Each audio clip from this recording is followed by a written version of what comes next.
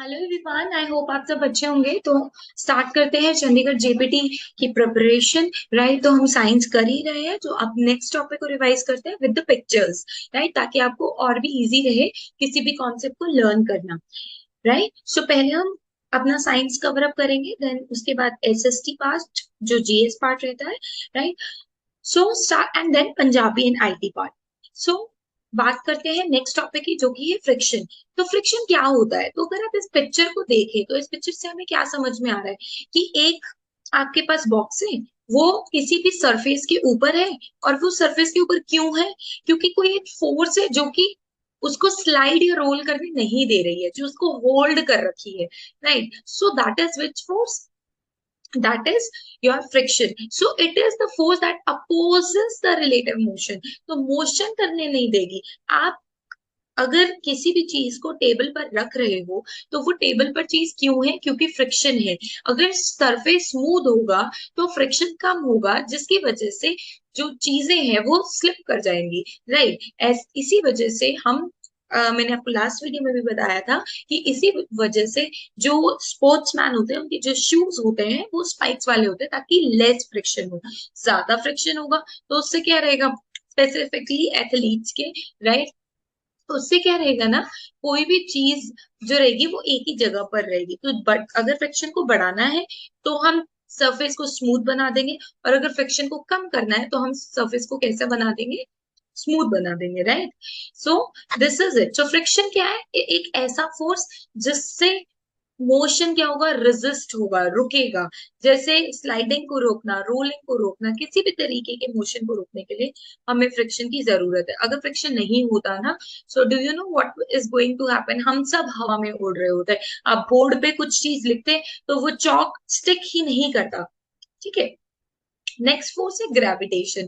तो ग्रेविटेशन की अगर हम बात करें, तो ग्रेविटेशन, आप सबने ये स्टोरी सुनी हुई होगी न्यूटन की, कि न्यूटन जी के ऊपर क्या गिरा? न्यूटन जी एक बार पेड़ के नीचे बैठे थे और सेब गिरा, तो जैसे उन्होंने बता दिया कि कोई भी ऑब्जेक्ट नीचे की तरफ गिर रहा है तो वो किस वजह से? क्योंकि अर्थ के पास अपनी फोर्स है जिसको बोलते हैं ग्रेविटी। एक चीज ध्यान रख में रखिएगा, अर्थ की जो अट्रैक्शन ऑफ फोर्स है, अट्रैक्शन की जो एबिलिटी है, उसको ग्रेविटी बोलते हैं। बट बाकी प्लैनेट्स की ग्रेविटी को, यानी अट्रैक्शन को, ग्रेविटेशन बोलते हैं। तो कई बार क्वेश्चन आते हैं ग्रेविटी और ग्रेविटेशन में क्या डिफरेंस है। ग्रेविटेशन किसी और प्लैनेट की, और अगर हम अर्थ की बात कर रहे हैं तो अर्थ इज हैविंग ग्रेविटी। ठीक है, तो gravitational force is the force of attraction between all the objects जिसका कुछ मास होगा, जिसमें कुछ वेट होगा। बिगर ऑब्जेक्ट होगा तो उसका ज्यादा मास होगा और उसका ग्रेविटेशनल पुल भी ज्यादा होगा। ठीक है, अगर छोटा ऑब्जेक्ट होगा तो उसमें छोटा रहेगा। तो न्यूटन की एप्पल स्टोरी है, तो उसने रियलाइज किया कि जो फोर्स है अर्थ के ऊपर जो खींच रही है किसको, किसी भी चीज को अपनी तरफ, जो भी चीज आप हवा में उछालेंगे, that is gravity. I hope ये चीज क्लियर हो गई होगी इतनी। Next topic is power. आप यहाँ पे देख सकते हैं मैंने एक फायर साइन बनाया है। क्यों फायर साइन बनाया है, सोचिए जरा। और यहाँ पर मैंने एक और साइन बनाया है, एनर्जी साइन। राइट, आप अपनी फोन को चार्ज करते हैं तो कुछ इस तरीके का साइन आता है। राइट, कि उसमें पावर जा रही है। So power is rate of doing work. मतलब आप कितनी टाइम पे अपना काम कंप्लीट करते हैं, that is the power. For example, अगर आप खाना खा रहे हैं, ठीक है, और खाना खा के आपको एनर्जी मिलेगी, उस एनर्जी से आप कितनी जल्दी अपने काम को कंप्लीट करते हैं, तो that is your rate of doing work. आपका एक फोन है, उसकी पावर क्या है? वो कितनी जल्दी फोन को चार्ज कर देती है। So that is rate of doing work. So simple definition है, power is rate of doing work and we measure it into watt. ठीक है, हम उसको वॉट में मेजर करते हैं। कोई भी इलेक्ट्रिकल अप्लायंस है उसकी पावर होगी। ठीक है, और उसके लिए हमारे पास एक सिंपल फॉर्मूला है, that is work upon time. कितना काम किया आपने और कितने टाइम पर आपने वो काम किया। पावर को हमेशा किस में मेजर करते हैं? वॉट में मेजर करते हैं। और अगर 1000 वॉट हो जाएगा तो हम उसके इस जगह पे किलो वॉट लिख देते हैं। So watt, kilowatt per hour. Right, hour किस लिए? टाइम के लिए। तो वॉट पर आवर भी बोल सकते हैं और किलो वॉट पर आवर भी बोल सकते हैं। आई होप ये चीज क्लियर हो गई होगी आपको। नेक्स्ट टॉपिक पर चलते हैं, जो कि है सैटेलाइट। अब आप सबने सुना होगा कि सैटेलाइट्स जो है हम स्पेस में भेजते हैं।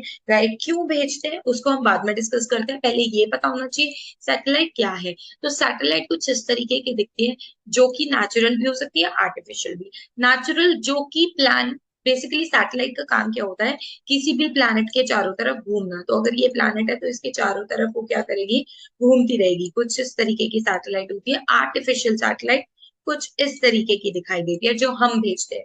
नेचुरल सैटेलाइट वो होती है जो प्लैनेट के पास खुद की सैटेलाइट होती है, जो कि चारों तरफ उसके क्या करती है, रेवोल्यूट करती है। किसके, प्लैनेट के। जैसे मून जो है वो अर्थ के चारों तरफ क्या कर रहा है, घूम रहा है, तो मून नेचुरल सैटेलाइट है, राइट।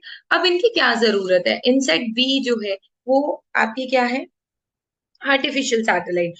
सो इनकी क्या जरूरत है, सैटेलाइट्स के थ्रू हमारे पास सिग्नल्स आते हैं, रेंज आती है। तो अगर आप यहाँ देखें तो सिग्नल्स, अब क्या होगा ना, अर्थ के सरफेस पे हम एक क्या भेज देंगे, हम एक सैटेलाइट भेज देंगे। तो ये सैटेलाइट सारी अर्थ को क्या भेज रही है, सिग्नल्स भेज रही है, राइट। और उन रेडिएशन से आप टीवी देख पा रहे हो, रेडियो सुन पा रहे हो, ठीक है, और क्या कर पा रहे हो आप, कोई भी इंटरनेट चला पा रहे हो। तो इस तरीके से सैटेलाइट काम करती है, और वो भी artificial satellite, not natural satellite, ठीक है। अगर हम अर्थ की बात करें तो 1 घंटा 24 मिनट लगते हैं एक सैटेलाइट को अर्थ के सरफेस तक पहुंचने में। कोई भी सैटेलाइट आप बना रहे हैं आर्टिफिशियल, सो अर्थ का सैटेलाइट है, तो that is why we call it geo satellite. और अर्थ को 24 घंटे लगते हैं, सॉरी, सैटेलाइट को 24 घंटे लगते हैं कि वो अपने ऑर्बिट में आ जाए और अर्थ के चारों तरफ ऐसे घूमती रहे। तो आप ये देख सकते हैं, अर्थ के चारों तरफ घूमने में, सिग्नल्स पास करने में इसको कितना टाइम लगेगा, 24 घंटे, right. So it wheel spin, अगर आप यहाँ देख सकते हैं तो वो क्या करती है, वो स्पिन करती है। और इनसैट बी जो रहेगी, ये ह्यूमन सैटेलाइट है, राइट, वो डिफरेंट स्पीड पर मूव करती है। सो आप ये भी बोल सकते हो कि अर्थ की जो स्पिन है, right, is why we see the earth and stars move in the sky. तो इसी वजह से हम स्टार्स और सन को बेसिकली स्काई में मूव करते हुए देख रहे हैं। बेसिकली वो मूव नहीं कर रहे हैं, बट आपकी सैटेलाइट्स मूव हो रही है, right. So that's why you see them. So I hope इतनी चीजें आपको क्लियर हो गई होंगी।